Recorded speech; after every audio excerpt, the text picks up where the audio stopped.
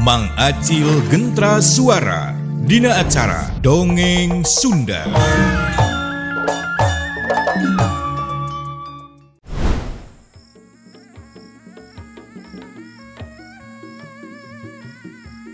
Ari si brewok harita teh sakila kep celeng keres manggul awak Sarkoni sakila tigis eueuh di eta patempatan bari jengkayan Sarkoni heuras akibat totokan tenggelan asi harita Japra ngahiukeun leungeunna mani ngahiuk bangbaraan asi geus sayaga kana naon anu bakal dilakukeun ku Japra sakilat asi ngagilekeun awakna bari jengetik leungeun Japra des plak plak kedu dua kekuatan anu aya dina leungeun masing-masing paadu saking ku gede-gedena eta tenaga lapisan sanggeus bentrok kitu Japra muringis bari jeung mundur dua lengkah pok ngagerentes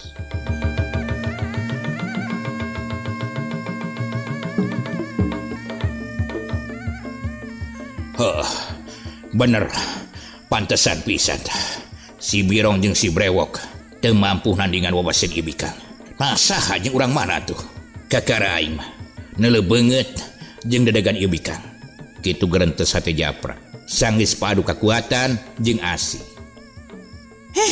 Garong edan nah sia juga heran nempo aing sieun sia teh are kabur sia teh kawas balad sia dasar pengecut sia ngahaja aing mah ngantepkeun babaturan sia teh supaya bebeja ka gedug sia teh aing hayang ijen patutunggalan teh panasaran pah sia koplok ngahina ka aing can ngarasa sugema lamun aing can modalan sia pejadikeun awak aing heula ieu ulah waka-waka hayang ngalawan ka guru aing deuleu kitu cenah cek Japra namah nafsu jeung amarah beres nyarita kitu celeng-celeng juralit clek awak Japra teh ngajuralit bari jeung leungeun katuhu didampengkeun ka hareup rata jeung tak-tak leungeun kenca ditilepkeun ka sisi cangkeng hiuk leungeun Japra duana dipake nyerang kana awak asi anu dituju dada jeung beungeut asi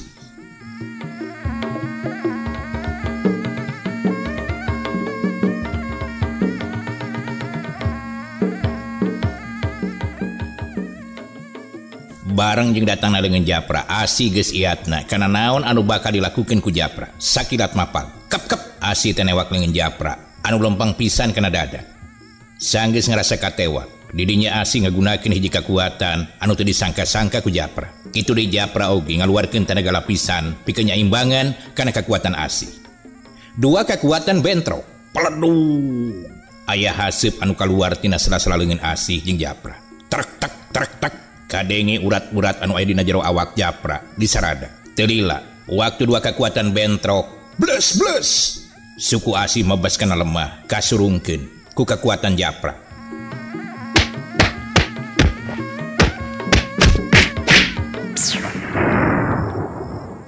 pok asi tengah gerentes sajeroning hatena waduh alah ieu leungeun aing teu bisa lesot bari jeung ieu keupelan aing napal ieu jika anu nyedot pageuh pisan nah ilmu naon atuh nya dipibanda ku ieu mangkeluk teh ye bener-bener teu bisa dilalawurakeun ku aing bisa-bisa kadese kaya kieu mah ye kitu cik asi ari Japra bisa merhatikeun kana kayan lawana pok Japra teh nyarita beri namahan tenaga batin anu disalurkeun kana leungeun anu keur dikepeulkeun ka asi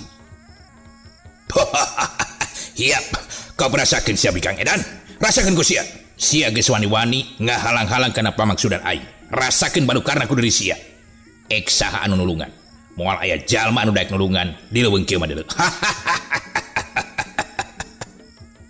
kitu pok-pokan Japra seuri mani puas nempo awak asi anu mebes kana jero tani asi terus ngararasakeun naon anu keur kaalaman ku awakna asa beuki panas wae ku aing karasana ieu kudu kumaha nya asi sakilat nyentokkeun leungeunna anu dipimaksud arek muka keupelan Japra anu napal kana leungeun tapi lain bisa muka malahan sabalikna eta leungeun asi teh beuki pageuh jeung beuki karasa panas nyaliara kana sakujur awakna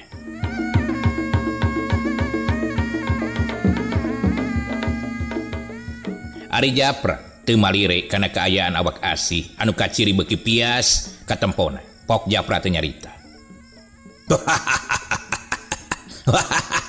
sedih heula aing rasakeun ku sia bikang rasakeun bikang edan so tanpa wawasan aing awak sia bakal tutung jika diduruk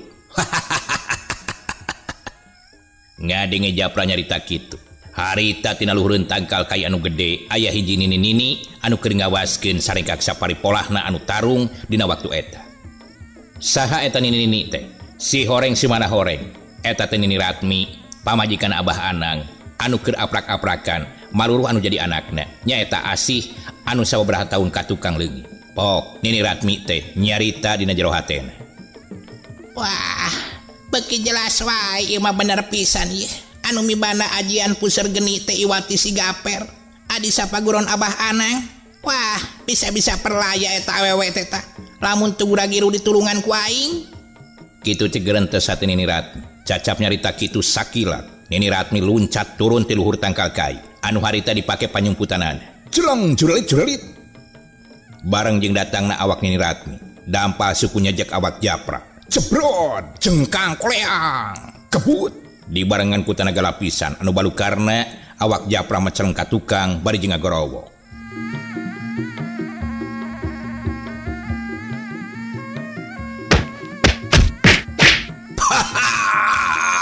Aduh, dasar jelema edan. Sia bisana ngan ngabongohan wungkul ha. Harita Japra ngagebut nang karak bengkang. Bareng jeung gebutna awak Japra karasa tina sela-sela bibir Japra teh aya nu ngalai tiis. Barang jeung awak Japra ngajengkang kudupru awak Asih teh ngudupru. Eueuh tangan pangawasa akibat kakeunaan ku Aji Pusir Geni anu dikaluarkeun ku Japra. Sameme awak Asih keuna kana tanu sakilat Nini Ratmi nyangke Asih. Dek. Curug Nini Ratmi teh notok urat-urat Asih. Terus Asih teh digolerkeun. Sanggeus kitu Nini Ratmi pok nyarita. Aing apa saguru sia? Dengekeun sia. Ku aing dihampura ayeuna moal dipodaran. Ngan bejakeun ka si Gaper. Aing si Ratmi ngadagoan. Geus leungit kasabaran kitu. Jor geura mantok bejakeun ka guru sia. Kitu cenah cik Nini Ratmi. Bari jeung kayan Japra anu tatu dina awakna. Ngadenge kitu Japra ruas manehanana. Sabab eta nini-nini teh apaleun kanu jadi guruna. Atuh teu anta parah deui Japra teh. Sajorelat luncat ninggalkeun eta patempatan. Jorelat les kasilap ku poekna peuting. Harita Japra geus eueuh ti hareupeun Nini Ratmi. Ret Nini Ratmi teh nempo ka Asih anu keur ngalalempre. Eueuh kakuatan anu dibalukarkeun ku ajian Puseur Geni anu dikaluarkeun ku Japra. Harita Nini Ratmi terus nyasar urat-uratna nu aya dina awak Asih. Bari jeung pok nyarita. Lamun segeuna ka jalma bolostro, geus pasti tah. Ieu awewe teh bakal perlaya. Saha ieu budak awewe teh atuh anu pangartina cukup lumayan. Gap harita teh kana cadar anu dipake nutupan beungeut Asih terus dibuka lalaunan. Berai ka tembok beungeut Asih najan remeng-remeng teu pati jelas ge. Katempo ku Nini Ratmi, kasurung ku panasaran, pok deui Nini Ratmi nyarita.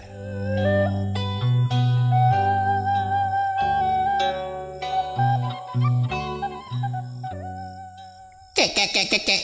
Ieu budak teh awewe nirik kana beungeutna ieu. Asa-asa pernah panggih aing teh.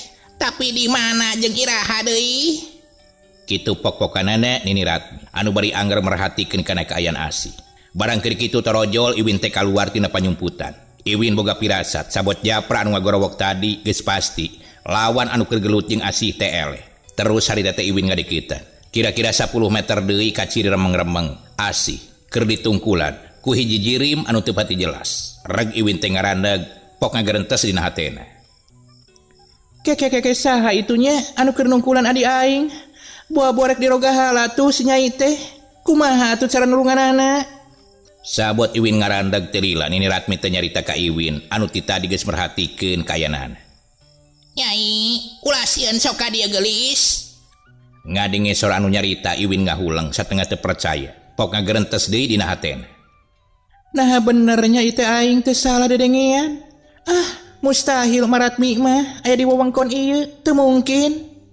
Sabot Iwin ngahuleng kitu. Pok deui Nini Ratmi teh nyarita nitah ngadeuketan. Nyai, sok ka dieu, ulah kalaka ngahulang di dinya ieu. Ngadenge kitu Iwin teh loba pikiran, buru-buru ngalengkakeun sukuna ngadeuketan ka nu ngagerowan. Bari jeung boga rasa panasaran, hayang ngabuktikeun saha anu keur canukul deukeut Asih.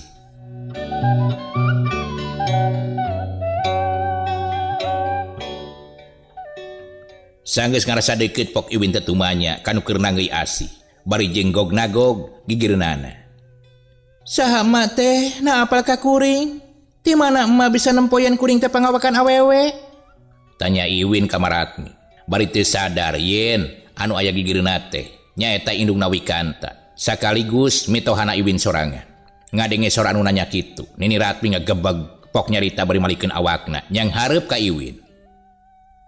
Nyai anak emak, ieu emak geulis, emak teh ngahajalunta rek neangan adi hidep nyaeta Asih. Kitu cek Nini Ratmi. Sanggeus jelas yen eta teh Nini Ratmi. Gabrug, Iwin teh ngagabrug bari jeung ngaguk-guk ceurik. Bangun anu kanyenyeria. Mak, hampura Iwin mak. Abah ka mana geuningan teu ngiring? Terus kumaha nasibna si Nyai Asih mak? Gebeg ngadenge ngaran Asih. Nini Ratmi ngagebeg pok nanya ka Iwin pinuh ku panasara. Ah, saha Nyai? Asih nu mana ieu teh? Nini Ratmi bari jeung ngangkat awak Asih anu can sadar wae akibat kakeunaan ku ajian puseur geni. Nempo kalakuan indungna kitu, Iwin tumanya deui bari jeung ngaleupaskeun tangkeupanana. Mak, eta teh Asih mak. Adik Kang Wikanta anu tos nulungan abdi tina pangrogahala para garong. Eta anjeunna Asih. Cek Iwin bari nunjuk harita teh ka Asih. Nah, nya Nyai. Emang kumaha ta kejadian anu sabenerna atuh? Iwin teu bisa ngajawab kalakan neuteup kana awak Asih anu masih kene ngalempre. Teu dilapok nyarita. Gampil emak anu kaalaman ku diri abdi mah. Anu penting nulungan heula si Nyai teh. Untung aya emak pami teu aya mah kumaha teh nasib birina. Ku abdi teh kabayangkeun teh bakal kumaha jadina. Sanggeus Iwin nyarita kitu Nini Ratmi kakara sadar. Karena keayaan Asih dina waktu eta teu dilapok nyarita bari mangku awak Asih bangun siga anu hampang pisan. Sanggeus awak Asih aya dina leungeunna. Pok Nini Ratmi teh nyarita. Yap Nyai, urang bawa susuganan aya lemur anu rada deukeut ti dieu yeuh. Kabeneran ta jalan teh rada kaciri, najan teu jelas ogenan. Sok tuturkeun jalan eta tah. Da siga nama eta jalan teh sok dipake kurang lemur. Ngadenge Nini Ratmi nyarita kitu, Iwin teu talangke terus nurut sakumaha anu diucapkeun bieu ku indungna. Terus leumpang, sabot leumpang kitu, kadenge hawar-hawar anjing babaung tarik pisan, mepeuskeun simpena peuting harita.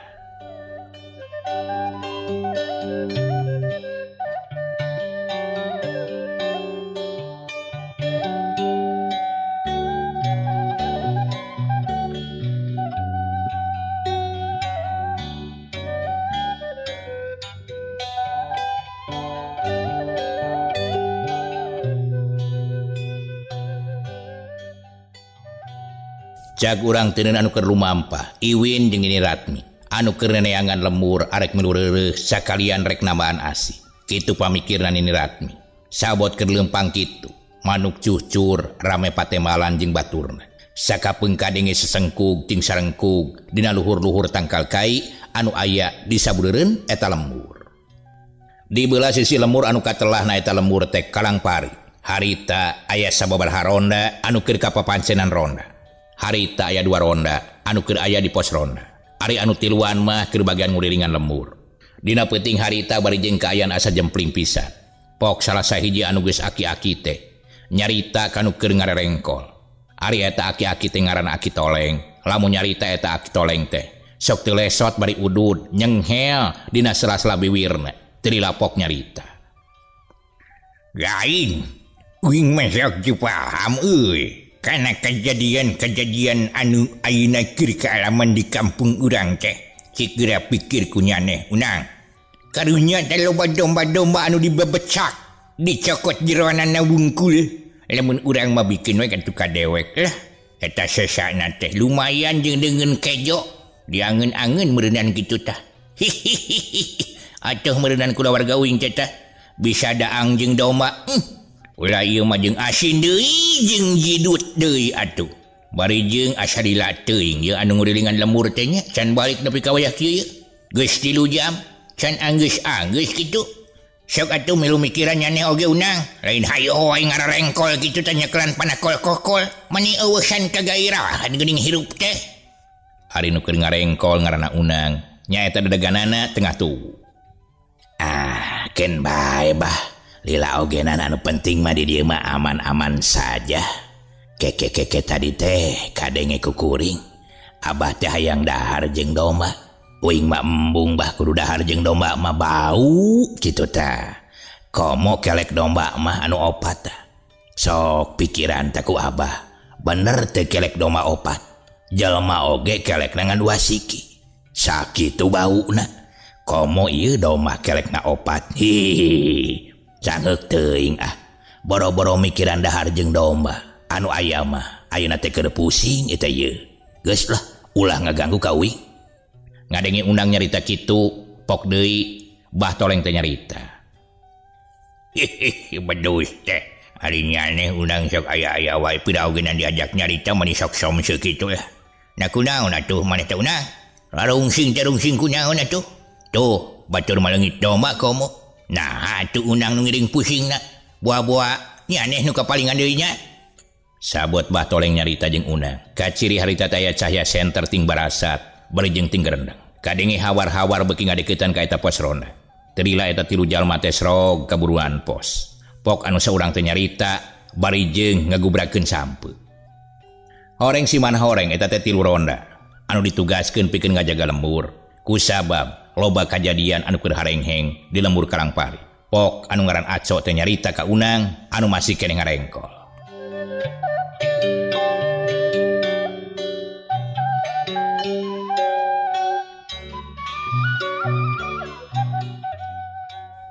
Tanang balam sampun nang enak keur ge euy. Jeung kopi lain hees jeung hees wae atuh.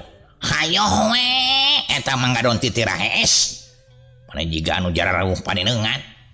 Ngadenge Aco nyarita kitu jung unang teh cengkat koleset terus turun tina balagbag eta pos ronda. Sanggeus deukeut kana durukan kepoh eta durukan teh ditiupan ku unang. Teu sabaraha lila eta durukan teh ngagedur deui seuneuna. Geus kaciri durukan teh hurung. Terila anu saurang deui anu ngaranna Agus nyarita ngasongkeun bedogna. Ulah teuing dipesek mangunang. Langsung ablaskeun jeung cangkangna teh sampe teh heboh pisan. Kitu cek nu bagana mah teh. Pas beres Agus nyarita kitu, Bah Toleng nanya ka Agus, bari jeung ngasur-ngasurkeun sampe kana durukan. Kumaha teh? Agus, aman-aman saja kondusif tah. Eueuh anu nyurigakeun. Tidak ada yang membuat kegaduhan lagi heuy. Ngadenge caritaan Bah Toleng kitu. Undang ngalieuk ti lapok nyarita bari jeung leungeunna ngasur-ngasur sulu. Alah teuing.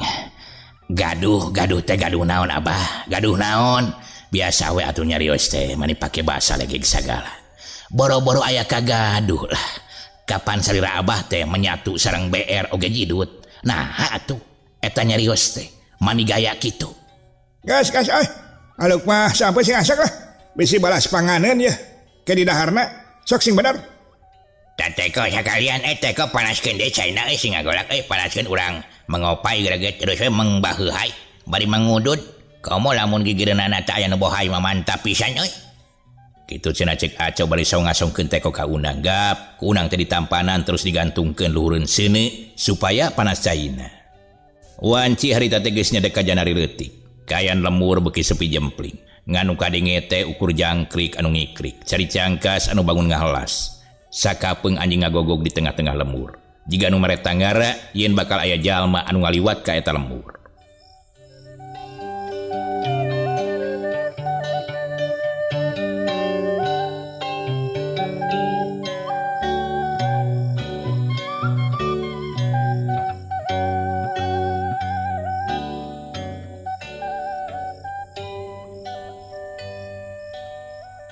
Sabot keur anteng ngadalaharan belum sampe dibarengan jeung Cikopi.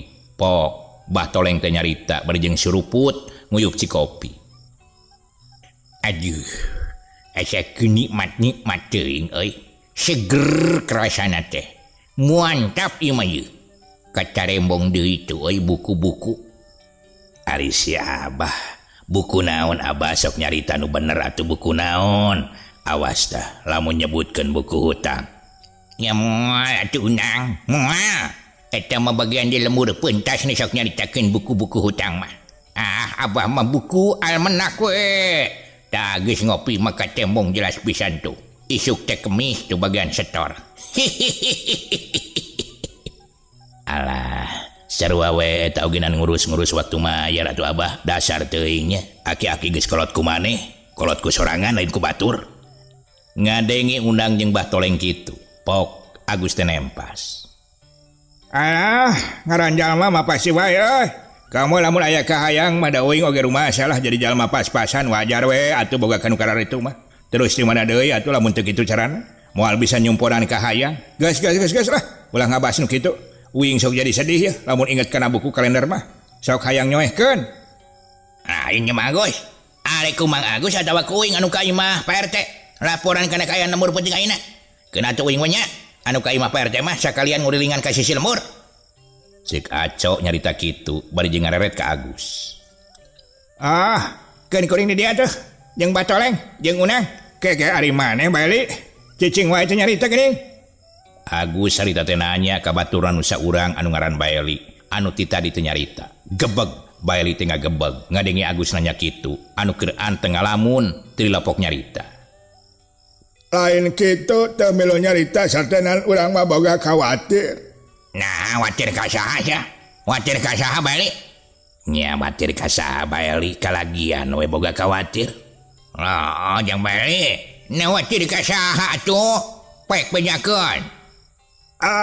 Uing mah watir ka tukang dongeng, lain kunana nasibna loba-loba teh. Mantak kajen teuing uing mah cicing teh ilu ngopos. Kitu tah. Ngan lamun se Kang Aco are ka imah Pak RT mah sakalian we rek maturan Kang Aco. Bisi ayeuna naon di jalana kitu. Oh, kitu. Jeung gawat atuh gede ini. Ari rek kitu mah. Ulah kala ka ngahulang tah. Bisi didaguan ku Pak RT. Karunya sabot Unang nyarita kitu teh lila Bah Toleng teh nyaritakeun oraya di pos ronda bari jeung tutunjuk dibarengan ku ngadeg-deg bangun mangi ka sieun.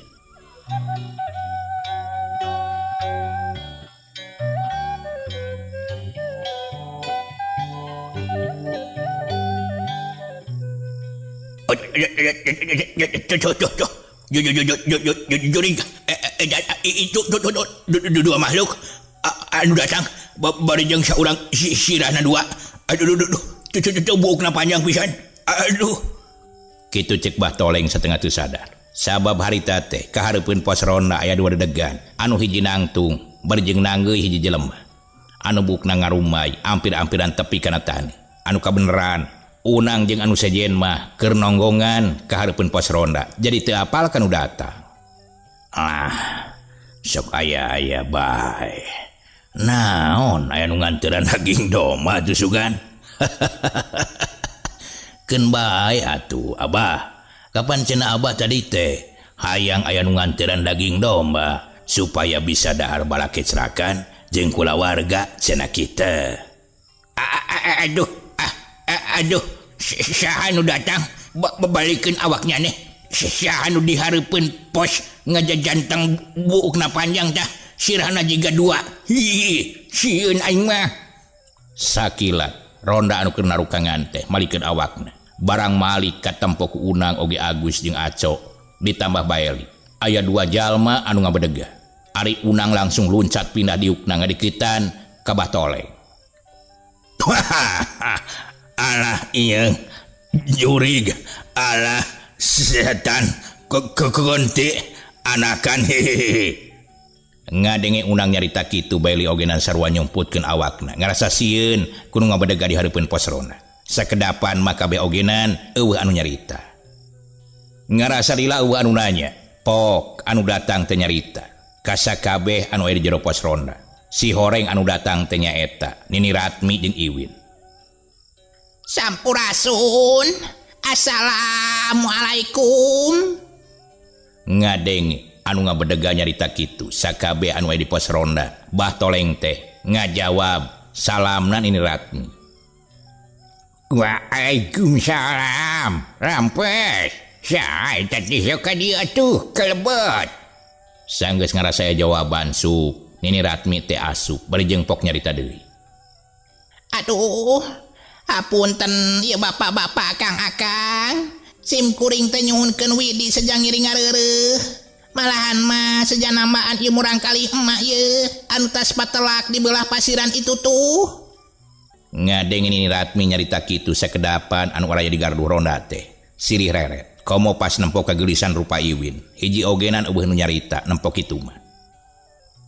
Punten Ujang, manyuhunkeun Widi. Hawatos isinya ieu supados tereh-tereh di ubaran. Ngadenge Maratmi nyarita kitu teu lila. Pok, bah toleng teh anu jadi kokolot dina ronda peuting harita. Terus nyarita. Oh, kucan teh kitu. Hawatos teuing atuh. Sok di dia atuh disimpen asinya ieu di lebat ye.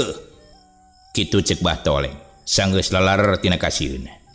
Nya sanggeus kitu mah goledag awak Asi tadi golerkeun dina luhureun balag bagar duhrona. Anu geus diberesan heula. Basa tadi tas ngaropi. Pok, abah toleng teu nyarita. Waduh, eta ni najan awakna geus kolot ogenan masih keneh bisa kuat mawa awewe nu di papangkuna. Wah, berarti lain ini samanea ieu mah ye. Geus pasti tilu manea lah. Teuing mun ditambahan jadi satengah mah deui. Jadi tilu satengah manea. Jeung deui najan kolot ogenan aing teh daek jadi salakina. Deuh teuing. Kitu cenah cek abah toleng. Nempok kalakuan Bah Toleng kitu Unang geus bisa ngajudi kana naon anu dipikirkeun ku Bah Toleng. Kaciri ku Unang, bibir Bah Toleng teu musa mesem, teu lila, pok Unang teu nyarita. Geus abah geus sing inget geus bau taneuh. Masih wae mikiran anu kararitu atuh. Aluk mah ieu. Jungjung bejaan ka Pak RT tuh. Jeung Kang Aco burukeun kitu ka dieu aya sema. Ngadenge Unang nyarita kitu pok, Bah Toleng teu nyarita. Ih, ari nyaneh kalah kanita kakolot lain kan ngarora. Jungjung ka ditu anu ngarora ari niit. Eta geura kalah nitah deui ka uing. Teu apaleun geuningannya. Si Abah mah daripada nitah kabudak sok tereh kolot. Ngadenge Unang jeung Bah Toleng kalah kaloba carita. Pok Agus teh nyarita ka Aco jeung ka Baeli. Hawatos teuing atuh. Yap urang cana ka bumina Pak RT wae. Engke kumaha-kumaha nama di ditu badanteun sareng Pak RT. Mang Aco oge Baeli. Tuh, sok atuh tukang aya awi tuh. Urut nyeun piguna sok bawa ka dilah. Urang jeung gogotong ye. Urang dibawa wae ka bumina Pak RT. Ngadengi Agus nyarita kitu Aco jeung Baeli teu talangke terus nyokot awi. Sanggeus sagalana siap tur tarapti. Eta awak Asih tergeyeng digotong dibawa ka imah Pak RT. Samemeh leos indit Agus papatah heula kanu area di gardu ronda pok nyarita. Ka Bah Toleng, kitu deui ka Unang, kuring mempeujehanan ye. Ulah waka ninggalkeun ieu gardu. Lamun aya kajadian anu mantak nyurigakeun mah, buru we takol-kokolnya. Ulah asa-asa sakitu bapak tati kuring. Nya sanggeus ngarasa beres mah. Aco Baeli jeung Agus teh indit ninggalkeun gardu pos ronda. Dituturkeun harita teh ku Iwin jeung ku Nini Ratmi. Ari Aco jeung Baeli terus ngagotong bari jeung lalaunan. Hati-hati pisah.